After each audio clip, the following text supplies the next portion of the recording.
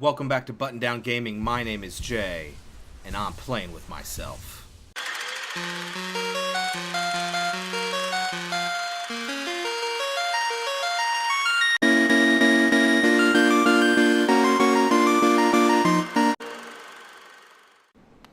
Alright, welcome back to episode 2 of 2 that I'm doing post-recording on. Is this something I'd not expected to discover so large a stag station after that foggy descent? So huge a stag station. Sorry, when I edit, I'm actually looking at a lower res version, so it's hard to read. The bugs of hollowness must have been an impressive lot, building such grand structures. You know what? You can read it. You can read it. I'm not going to try to keep up with a pace that I can't set right now. Stop recording, try to re-record. That's a mask portion that I can't get to. Because, that's one of the other traversal abilities. The passing through gate, like fog in Castlevania Symphony of the Night, which you hopefully watched me play. That was a real fun one. I think we completed it in 13 episodes, maybe? Something like that, because that's a perfect number. And we get the stag, basically the train station, the stag station right here, which will take us back up to the top and allow us to spend some grandma's brooches. So anyway, let me wrap up my story I was telling. When last we left off, I went inside. All the kids were playing outside.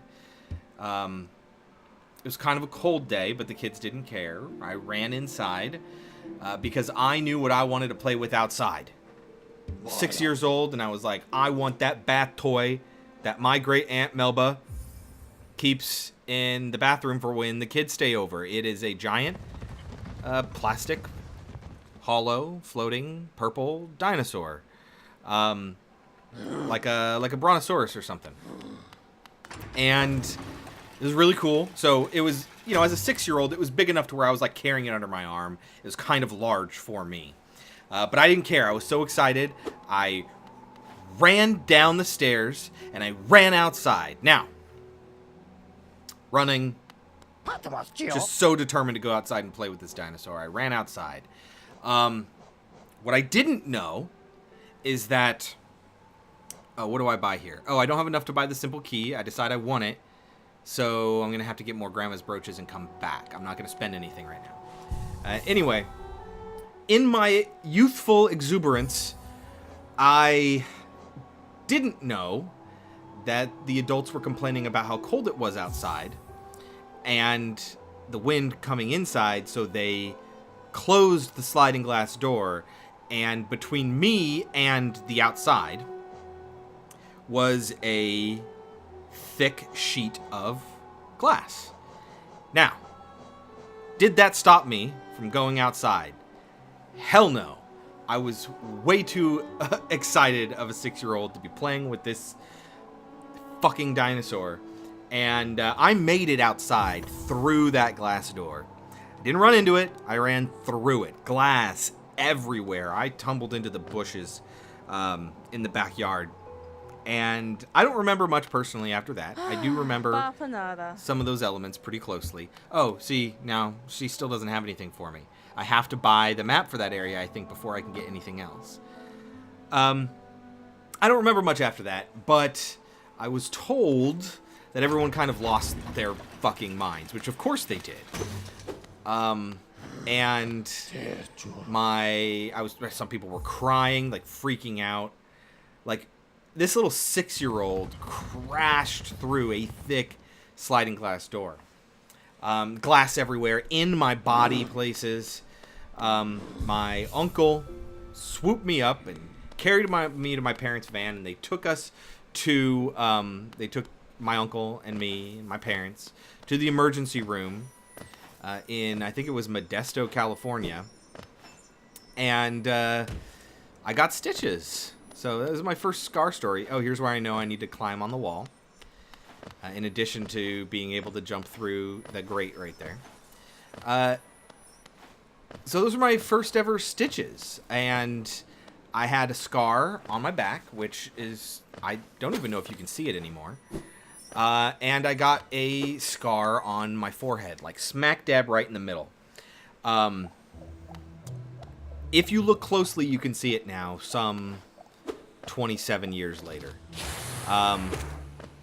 It's pretty, I've pretty much grown out of it. My skin has other textures to it now that I'm getting older, and it's starting to go away. But if you look closely, you can see what was a small lightning bolt scar on my forehead, and it goes down to the right and then down again. And I wore glasses, and I had brown hair, and it wouldn't be until I was in high school, when you could still sort of see it, that people would actually call it my Harry Potter scar. Because that wasn't, I think I was in late middle school or maybe freshman year of high school when the first Harry Potter book came out. And then, kind of blew up around the time that the third book came out. So, that was my Harry Potter scar. And if you ever meet me, you could maybe see it in person. Okay, these guys are sons of bitches. They also take 2 damage away from me, but they send heat-seeking things after you, and they do giant explosions. So I avoid this area but good. And if you hit them, they explode still too. So fuck all that. So that was my scar story, and it made it on Laser Time's Bonus Time podcast. And first time writer, long time listener. So if you also listen to Laser Time, which is probably doubtful, but you should, and you donate to their Patreon sounds like you're being, I guess, patronized. Yeah. Mm-hmm. Ah, that guy. He rolls really funny, and then he jumps sometimes too. And he leaves that trail. It took me a while to get used to this guy. You just gotta watch his signs, and then you can get him. I recommend you listen to it. And if you listen to Bonus Time number... What is it? 93. That's where my story is. So yeah, listen to Laser Time. Donate to their Patreon. Listen to my story on episode Bonus Time number 93. I feel this time, and I don't remember what I was talking about when I was actually recording it. Oh, you know what I was talking about, which I might need to save some more time for? I was talking about Bill Nye Saves the World. I don't know if you've seen it. It's new on Netflix. There's, 7, 13. There's a number of episodes on Netflix. And I watched the first few, and I'm digging it.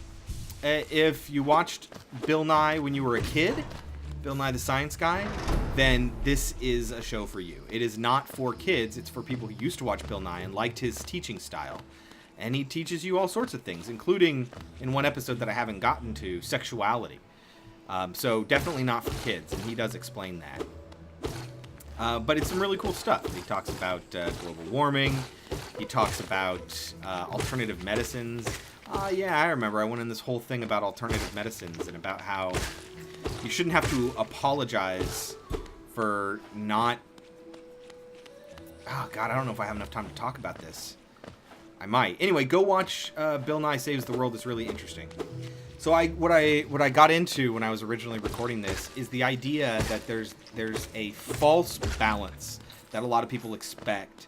It's what leads to a lot of, I guess, like the CNN syndrome, where they provide equal time to unequal points of view. And yes, I'm sorry, some points of view are unequal. When we're talking about what starts as alternative medicine, as an experiment, a theory, it's tested, it's retested, it's peer-reviewed, it's proven,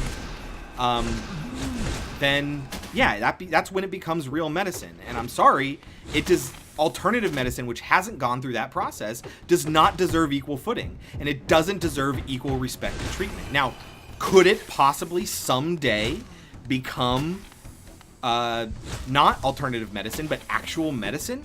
Yeah, sure, of course. Some of this stuff just isn't getting tested, and until that day, it's not going to become actual medicine. But does it deserve equal standing as an alternative to what we already know works? No, it absolutely doesn't, and we shouldn't be ashamed to say, no, you don't deserve equal time. You don't deserve the same respect that we give to actual proven methods. stuff that goes through the scientific process.